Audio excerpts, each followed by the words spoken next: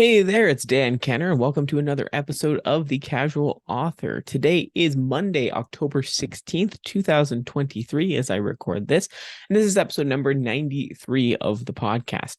Today, we're talking to CJR Isely about how your expertise in anything can bolster and enhance your writing.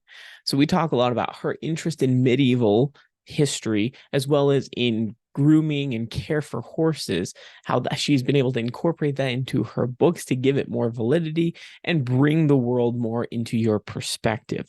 So we talk a little bit about that expertise, where it came from, and how she used that. And you'll want to stick around for that conversation. It's a really insightful and fun conversation. So in terms of updates to this past week, I feel like a lot has happened. I say that every week, but on the homestead, things happen so frequently that it's hard to keep track of everything. I'm grateful and happy to say that we have completed the chicken run for our chickens, save for one gate. There's still one gaping hole in the permanent fence, but everything has been cemented, fence has been secured, put up, and it is secure for those chickens. The only thing we need to do is get one more gate. When I went to go purchase that last week, they said they were sold out because they had a sale last month. So unfortunate that we missed that. But regardless, in the meantime, if we can't get a gate, in the next couple months, we need to put the chickens in before winter. I'll just put up some chicken wire, some hardware cloth. In the meantime, we don't need the second gate. We already have a gate put up that we'll use to go in and out. The second gate is for our compost. So what we're planning on doing this season is having a pretty complicated compost system. So we'll take the manure and the chicken bedding and the other stuff out of the chicken coop and put it directly into the compost system. So that'll be right outside the run, and we'll have that second gate to make it easy to access. Now, we could just use the one gate and walk all the way around, but why not put in two, since we had the means to do so?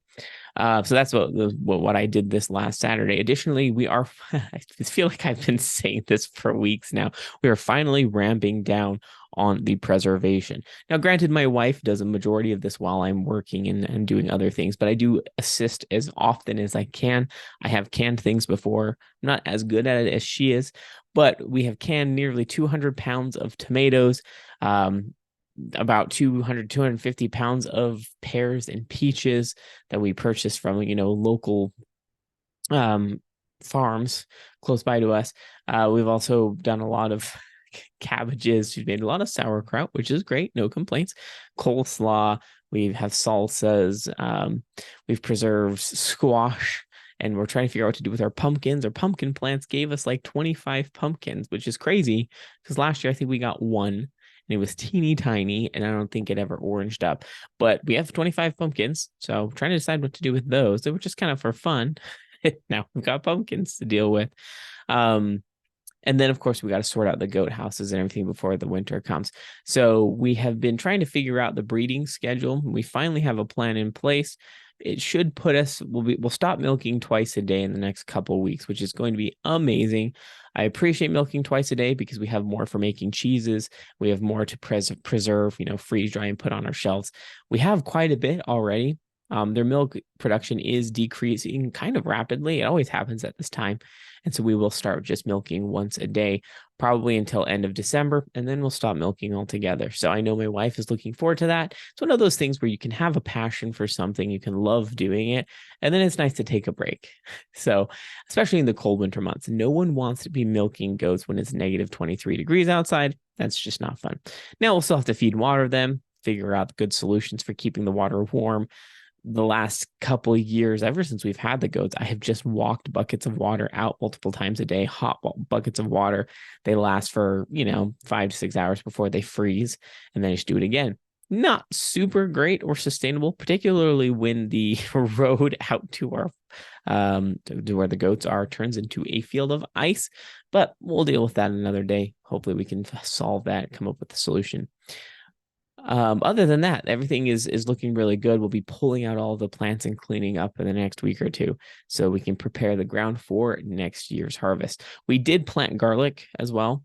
You have to plant that before winter, because then it has to be in before the winter, so we can start growing in the spring. So we did put in tons of bulbs of garlic, which we're really excited about. Hopefully we have a better turnout than this year. We didn't get a ton this year, but then again, we didn't plant a ton. We were hoping that they would bulb out better, and they didn't really. So we planted them more effectively this year, hoping it goes better. Now, other than that, I think the homestead is pretty stable. Yeah, we're happy as can be. The animals seem to be thriving and having a blast. So, in terms of author updates, the Cyber City trilogy, this is a middle grade sci-fi trilogy that I co-authored with L. Blaze Hughes, has been completed, and we've been working on the blurbs. Can I tell you that the blurbs are such a horrible thing to write? I love writing. I do like writing the blurbs to some degree, but there's something about trying to summarize all of this information that you knew and you wrote into a short, concise, and interesting bit of writing. It's so hard. So I've struggled with that. What I've done in the past with my editor is we would just each write our own versions of the blurb and then together just kind of mesh them and we come up with a pretty good description slash not necessarily description, but hook for the stories. So I think Elblaze was able to mesh what I came up with and what she came up into something that's beautiful. Hopefully. I mean, I read them and I think they sound great, but you'll have to let me know. So maybe next week, once we have all that settled on the podcast, I'll read you the descriptions of the first book and see, hey, is this something that I'm interested in? Now, we will be reaching the ARC read period. So if you have, young children between the ages of 8 and 12, or, teenagers, or even you as an adult like to read middle grade books, our up copies will be available to you. So it's a really fun trilogy. Each book is only around 30 to 35,000 words. So they're quite short. Overall, we're looking at about 100,000 words for the 3 books combined. But if you want to ARC read that, it's so fun. The premise of it is essentially this society of people who have been put in a glass box. It's called Cyber City. It's just technology and noise. They have these headphones that are essentially built into their ears. They've been installed from when they were babies that have constant white noise. And it's just these 2 kids that are searching for silence. They're frustrated with all the noise and the lights and the video games, and they just want it to stop. But, they're just kids, so they don't know how to go about doing that. Obviously, it gets more complicated, but I think you'll really like the story. It's a little bit interesting considering our society and technology these days. So a little bit of a reverse perspective on that. So yeah, take a look at that. I think you'll enjoy it. Demon Blooded is moving along very well. I just reached about 18,500 words, had a great writing session today. I finally reached the flow of the story. I usually can get there about 12 to 15,000 words. Got there a little bit earlier this time, and that's primarily because I have a different approach. I'm coming at it a little bit differently. I'm letting go a little bit easier when it comes to the pantsing. My writing has become a little bit more clear and flowing than it has before. It took writing around 800,000 words to get to that point, but hey, I got there and I'm happy about it. So each session seems to be doing well. I'd like to get that book fully written and then probably take a step back and look at Dragon Blooded, particularly because NaNoWriMo is coming up. Now, I don't normally play into NaNoWriMo, but for some reason this year I figured why not just do it. I've been able to hit the 50,000 words for the past few years, but I really would like to finish this book by the end of NaNoWriMo, which we're looking at about 100,000 words. So let's say I write another 10 to 15 before the end of October. That's going to give me, do the math, 65,000 words to do before I finish the book. So optimistic, and we'll see. But if I can get Demon Blooded by the end of November completed, that would make me so happy. We'll see if it actually happens. This week, I've been diving into Brian Cohen's Author Ad Challenge. This is something I have done before. I wasn't as serious about it prior to this because I didn't have a complete series of books. Now the Lightbearer Chronicles is complete, so I've been diving into a little bit more with a granular eye on everything, a really specific eye on everything, because I want to figure out how to do it. If I can get those books rolling a little bit better, get some amount of income from that, then I'll be able to fund the next books, which I can write them quickly. It comes down to the editing and publishing piece that is not as quick for me, but that's okay. You live, you learn. That's great. I don't believe I have any other updates for this week, so we can go ahead and shift over to the interview portion of the podcast.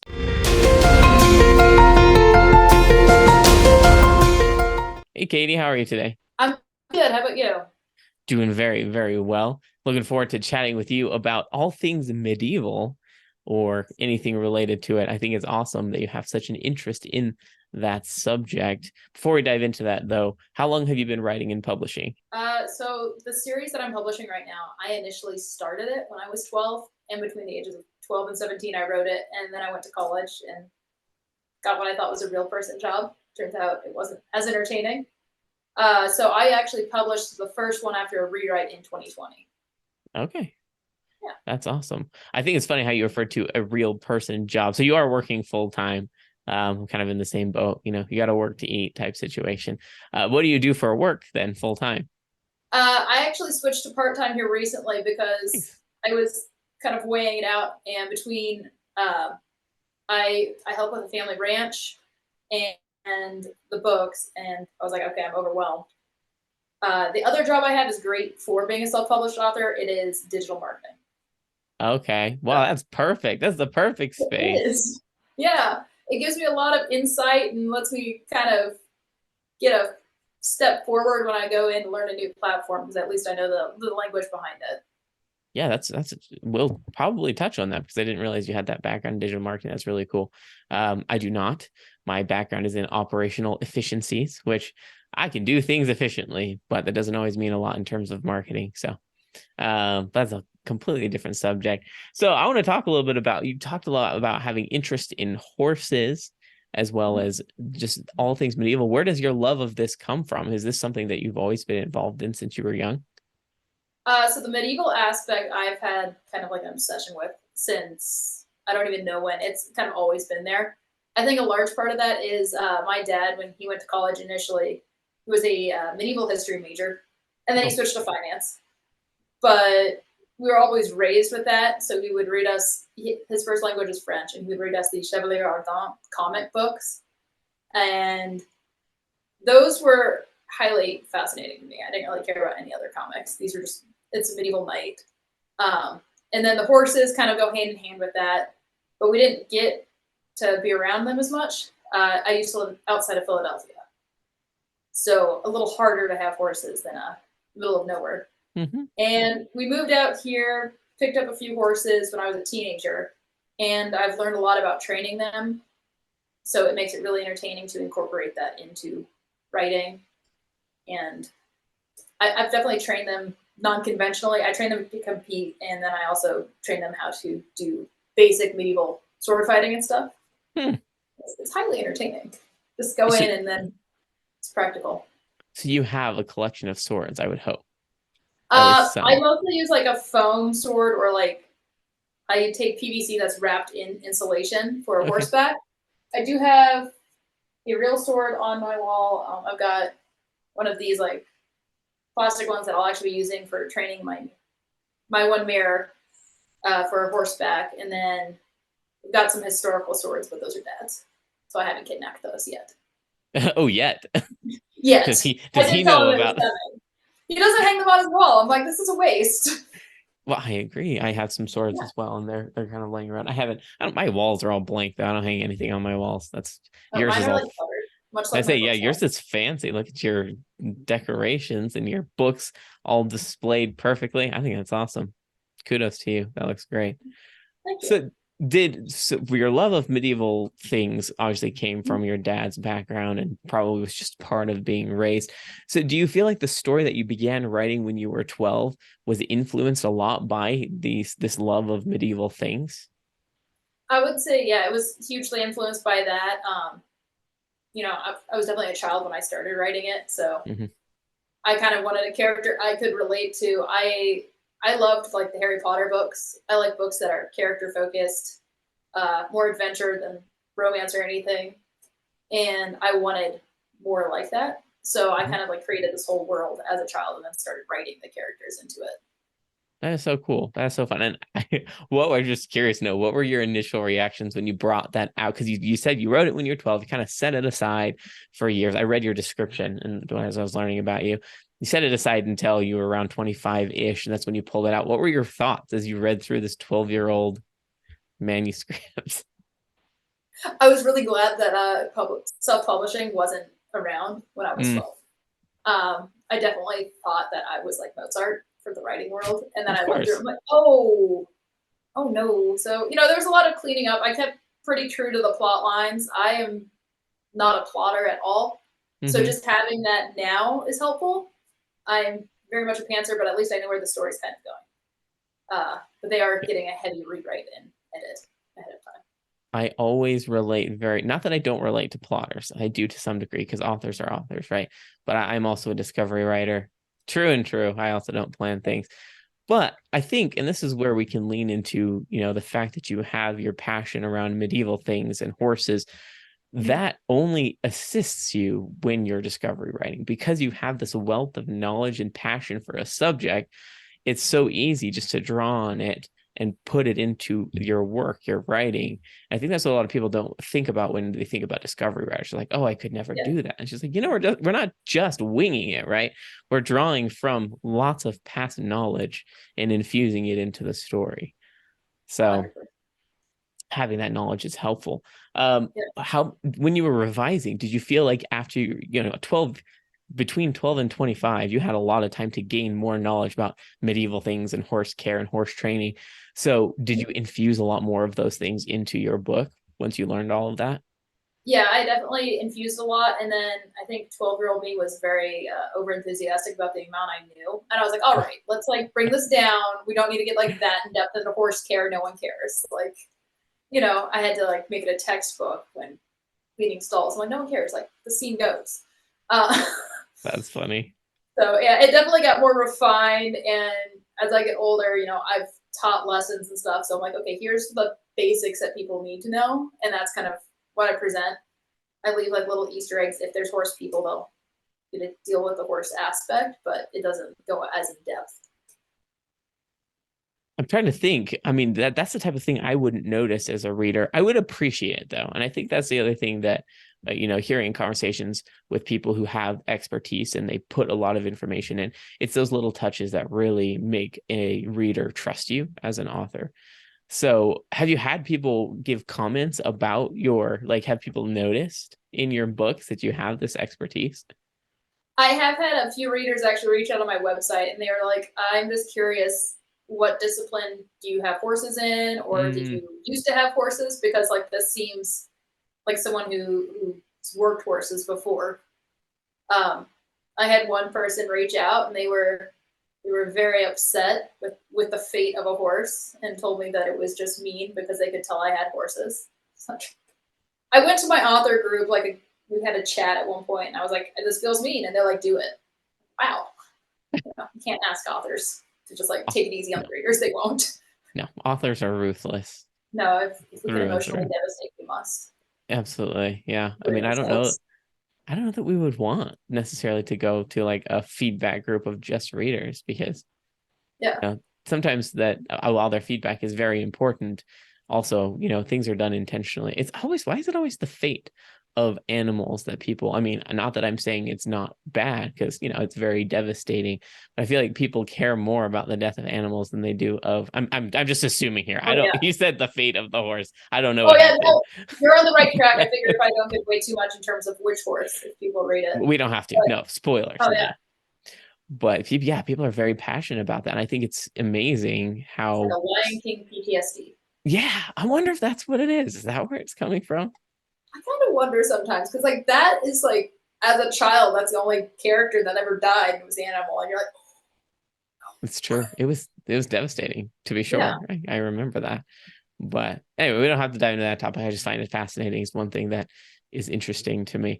So I want to take a step back where you talked a little bit about when you were going through reading your textbook version of horse care and whatever other expertise you had or have. How do you know what the appropriate level of explanation is for your story? How did you get a feel for that? a really good feel is like so we run an organic farm, Mhm. and part of that is we have people who volunteer who have no experience who come out, and a lot of times they see horses and they're like, I want to ride a horse through the field, and you kind of have to learn how to communicate with them because like they've maybe never seen a horse in person. So that's kind of the level of communication I try to make it where, okay, if you just barely brush on the surface, I figure fantasy readers actually have a little more experience than that sometimes because, they'll know the basics of a saddle or at least what a saddle is. But I'm not going to go too in depth on like the anatomy of a saddle.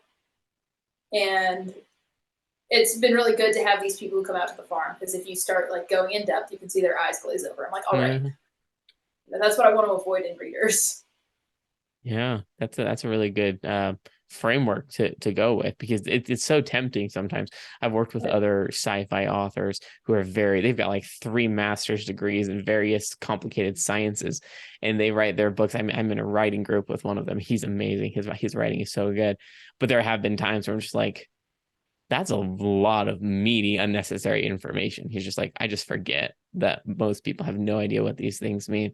I just like, they're interesting to me, but it doesn't lend to the story. It kind of draws you out of it. I think that's, for me, the distinction is if it reaches a point where you're drawn out of the story because of it, then that's where it's reached a point. So I agree. If you don't feel intelligent enough to enjoy the fiction, it's only hard.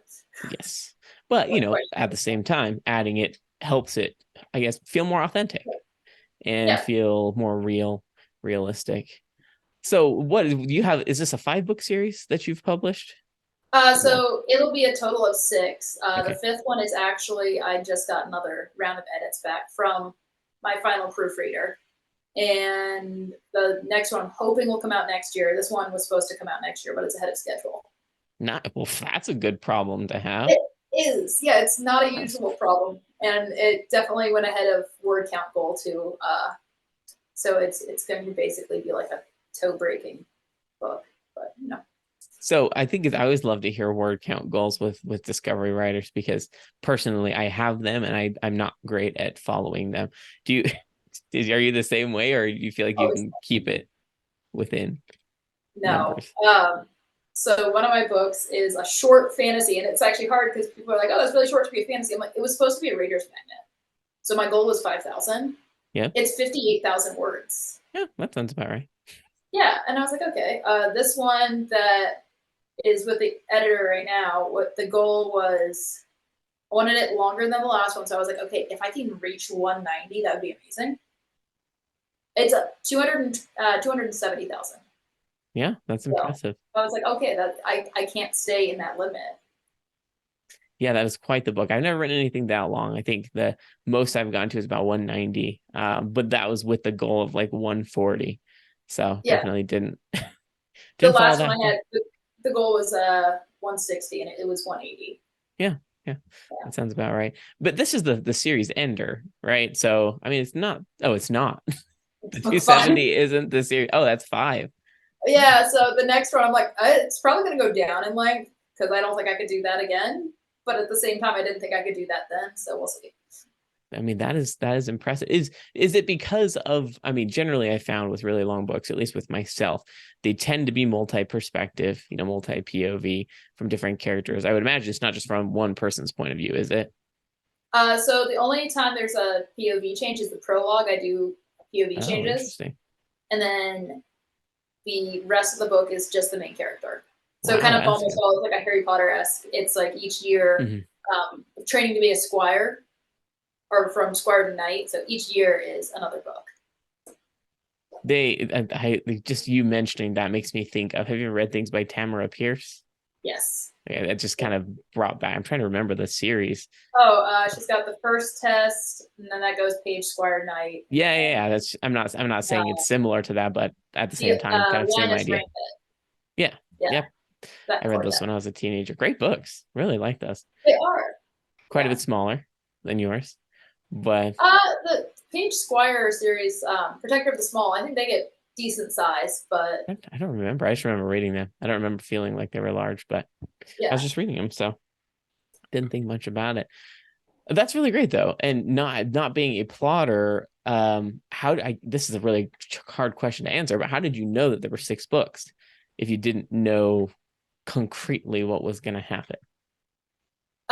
So it helps that Childhood Me wrote 6. Mm-hmm. The other thing is, so it's 6 years of training.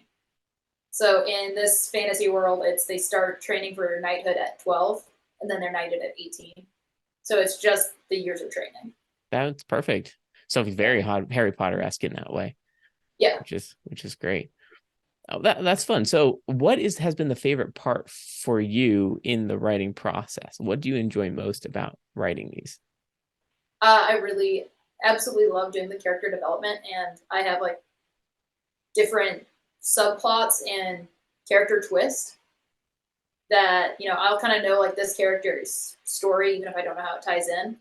So I'll introduce a character in book 1, and then book 5 you'll see them again, and something they said in book 1 makes sense. It's the whole Chekhov's gun, where it just kind of I love leaving those throughout, and that's like the only thing I ever know. I'm like, oh, this will come back. I don't know how, but it's gonna come back. That is always the tricky question. Is I don't know. It'll come back hopefully. Do you write it down somewhere? How do you remember those things? I used to write it down, and then I would lose the paper because I'm really good at that.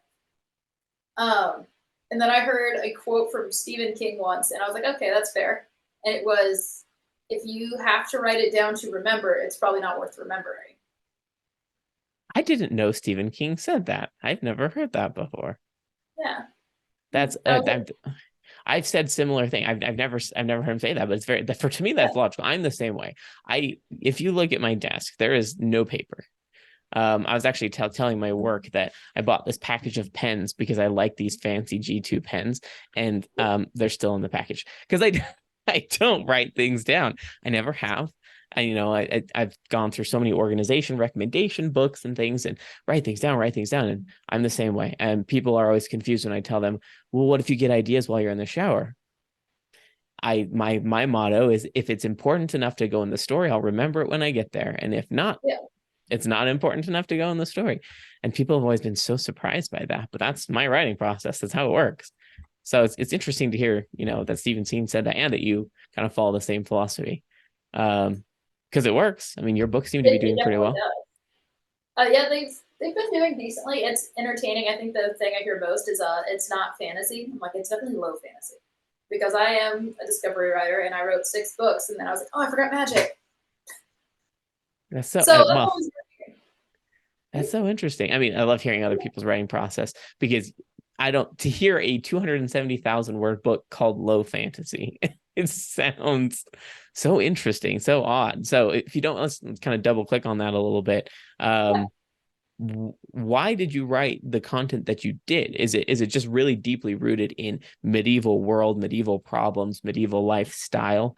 And that's because I would still call that high fantasy technically, even without the magic. But maybe you have a different impression. Yeah, that medieval intrigue, political, and just like characters. A lot of the things that you would have faced in a medieval world. You could almost young adult style, which is hard to think about, a young adult Game of Thrones. Kind of where it's more like, okay, who's going to get a throne? Who's going to get a crown? And who is this rightful king? Yeah. So that's kind of where it goes more, and it's dives into the characters, dives into these side plots of side characters and how they tie back in to that like race for a throne. And that's fascinating. You don't want it, and how they're still going to have to be tied back in, because there's no way of escaping that kind of responsibility. Well, but I mean, the reason I would still deem that, this is just Daniel opinion, that I would still deem that high fantasy, is because it is quite complex. It is a really complicated network of so much going on, and I'm really interested in how you managed to do this with one person's perspective. Obviously, you're bringing in side characters, so there's variability in that front, but my inclination as an author is to leverage other point of views to provide an interesting kind of side turner perspective from a different person's mind. I love writing multi POV things. So for you, how did you ensure that you stayed in main character's head from their perspective, and how did you make that consistent throughout the whole thing? I think a lot of it is, especially starting it out, kind of, I aged with my character, which helped, because I wrote it between like 12 and 17. That's true. And that definitely helps, because it's a lot of the same mindsets that I was going through, and then I can just write it into this this character. I've always actually struggled to write multiple POV. I'll get like really caught up in one, and then I'm like, oh wait, yeah, we've just done like 50,000 words without bringing back this person. I'm like, well, that's difficult.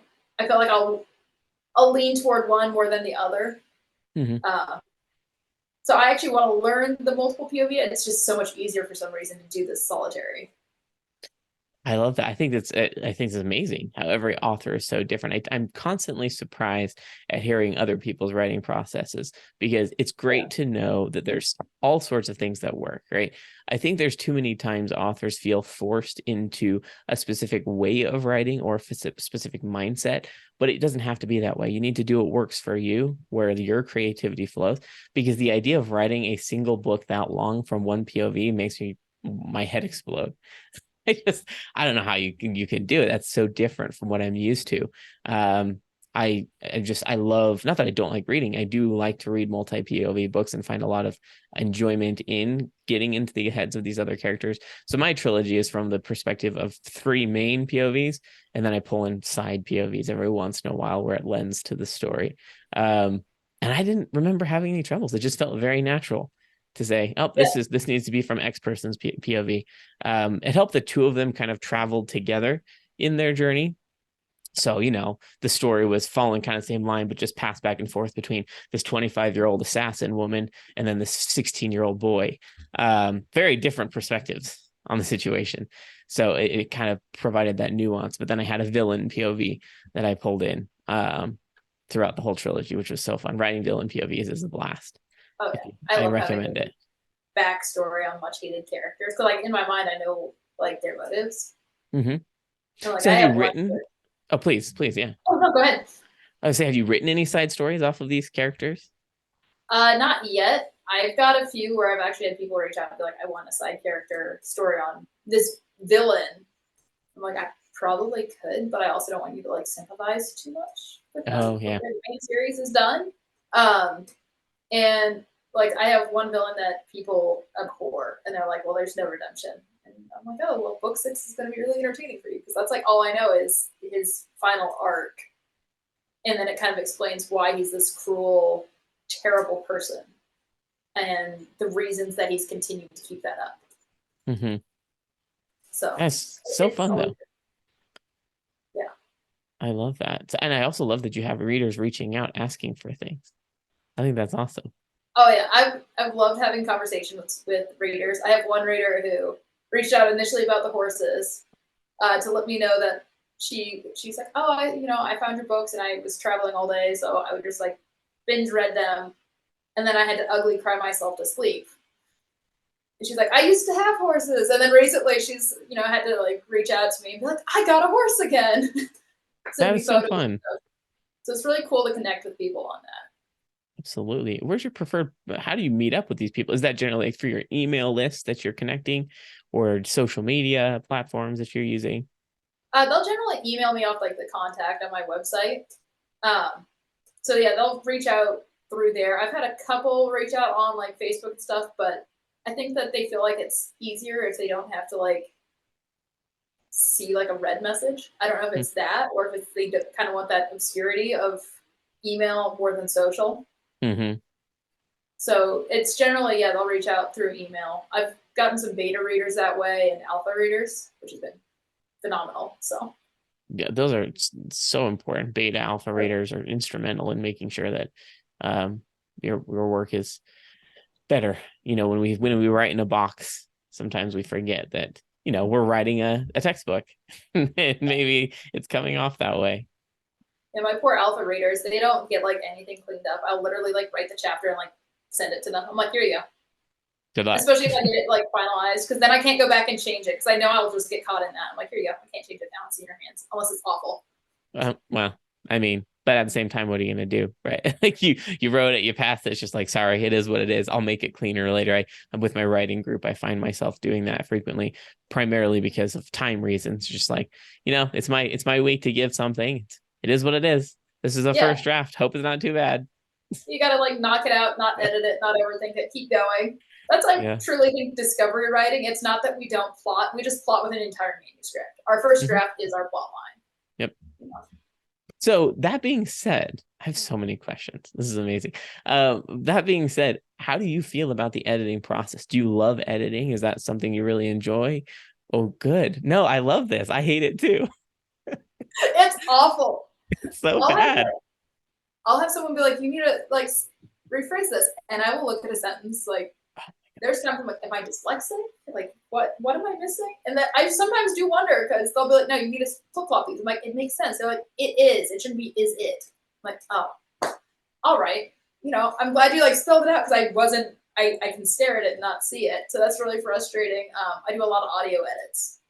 So just like the monotone AI voice reads to me, and I'm like, oh, well, shoot. That is genius, actually. I've tried reading my books out loud. It does help me catch some things, but like Yeah. I can read something out loud and be like, oh, sounds fine to me. Like I don't get it. I just flip flop it, which, you know, even in college, I used to tell people, I was like, I can flip flop things beautifully. When I would take exams, I always took them from back to front. It's harder to flip flop it. And I've even done that sometimes editing. I'll start with the last chapter and go backwards. Whoa, that's wild. But the audio edits are phenomenal. Okay. So. You just have like an AI. What do you use for that?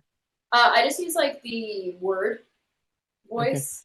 So if you have Microsoft Word, there's one. If you have an Apple computer, you can like highlight and then you can change the voices more. There's more options because of the screen reader for accessibility. What do you do while it's reading to you? I find a way to stay entertained. So I know like my dad, he writes too, he writes Westerns and he'll like stare at the screen. I'm like, I can't do that. Like I just can't sit still like that. If I'm not writing, I'm not sitting. So I have like canvases, I'll paint, or I'll get Legos out because I'm a small child at heart still. I love So that. yeah. So I'm like, I need something to keep my hands entertained and I can listen and just be like, oh, that was wrong.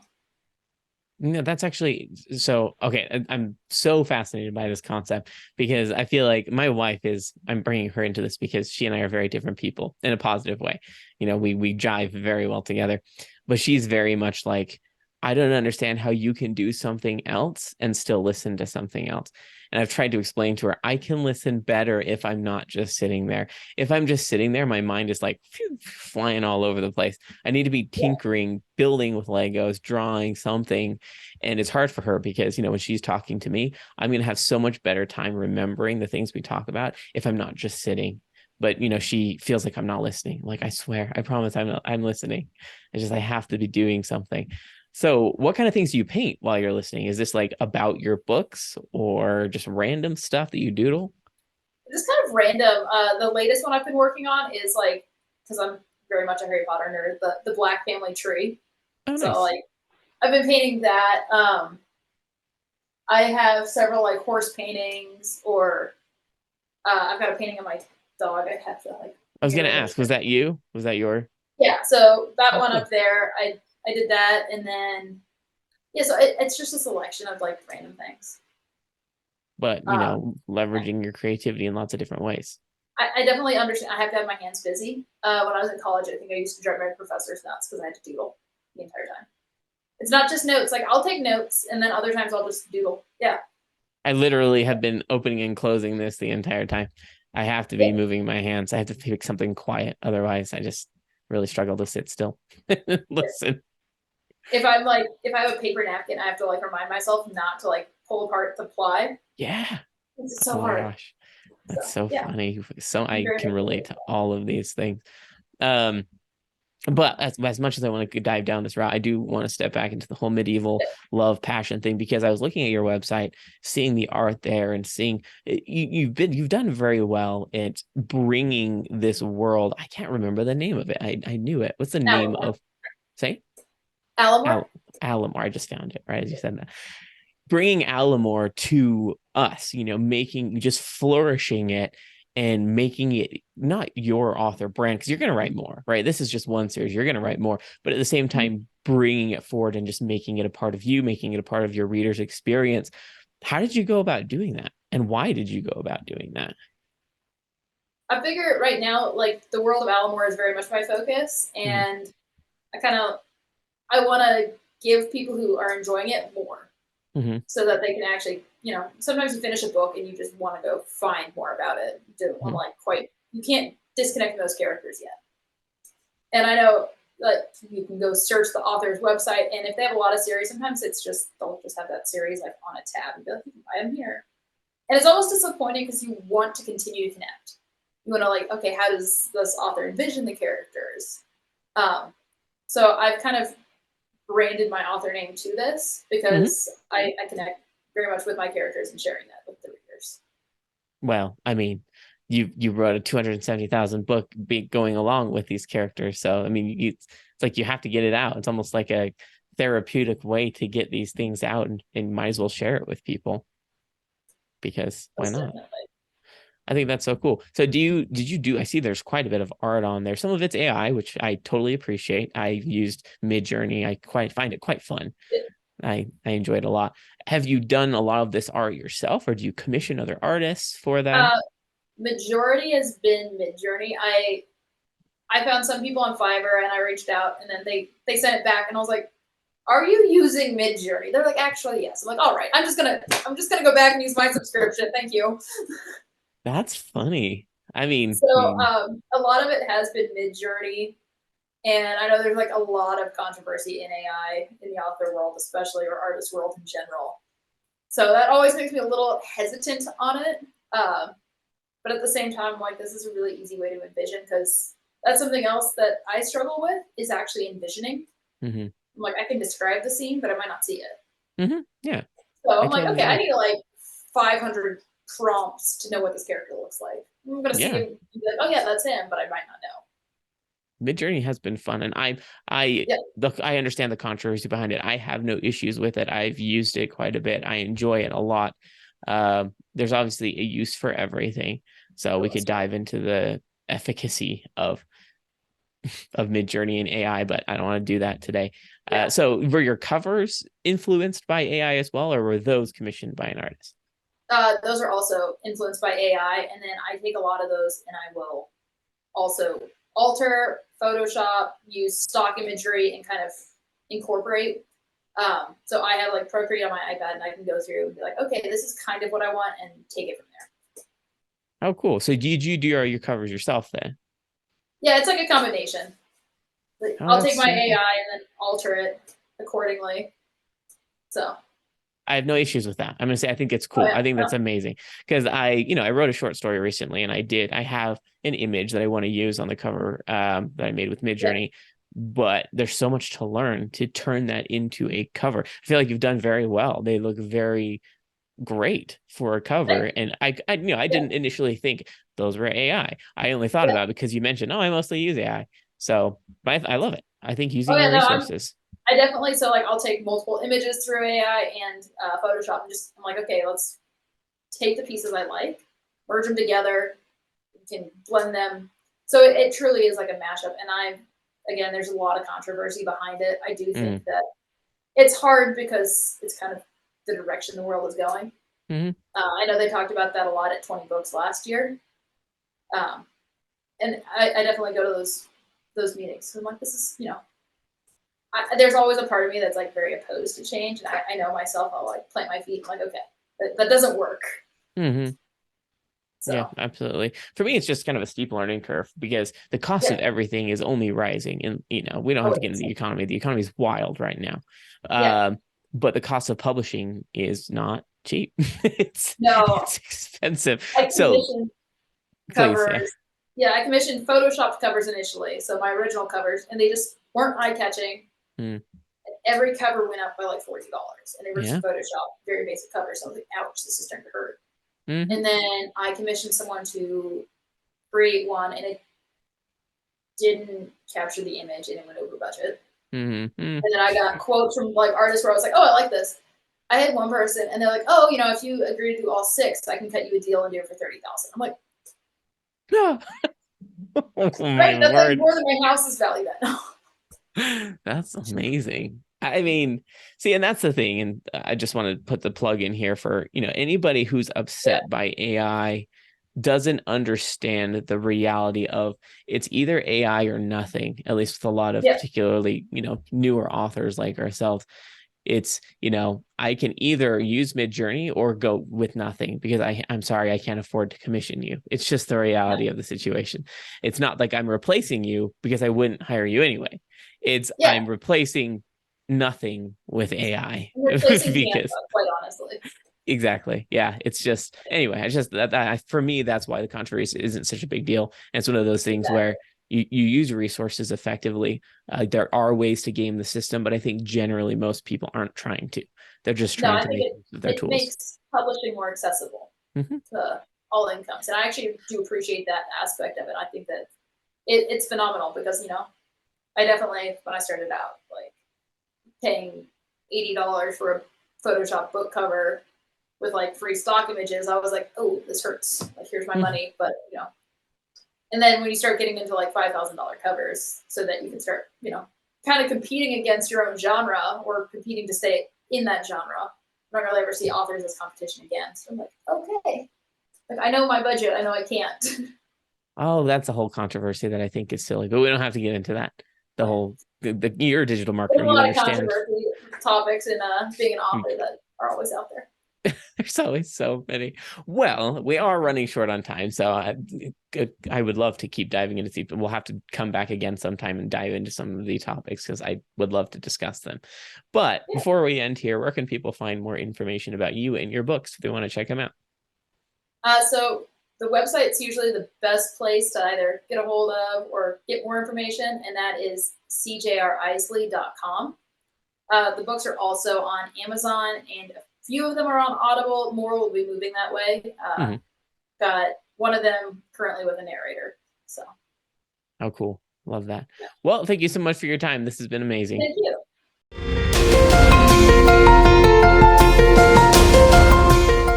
Now, I hope you learned something from that, because what I came away from that conversation with Katie is that your expertise in any field or any area can really lend to the validity of your story, regardless of what it is. You know, we have a lot of this knowledge we've gained out of interest or just randomly throughout our years. And that is any type of information, as long as it fits within the realm of your world, then you can leverage that to add, you know, humor, add perspective, add validity, like I said before, to your story. So definitely don't downplay your random interests in, say, maybe how Crayola crayons are made, or maybe how to properly take care of goats and chickens, possibly even chicken butchering. Now, I haven't leveraged that bit of knowledge or expertise in my books very often, but hey, who knows? It'll come up. Maybe I can add it to some of my stories, and once again, add that validity, those very poignant descriptions for your experiences with those things. I think it could add a lot to the story, but definitely don't downplay any piece of information that you have. So next week, we'll be talking to Z.S. Diamante about how to build the foundation for an author business and career.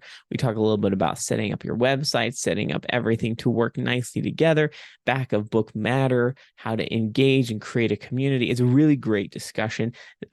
Zach is a really positive person. He's done amazing with his debut novel release, and he has a lot of insight for you if you want to, move forward, if you want to do something, however large with your author business. So you want to tune into that conversation next week.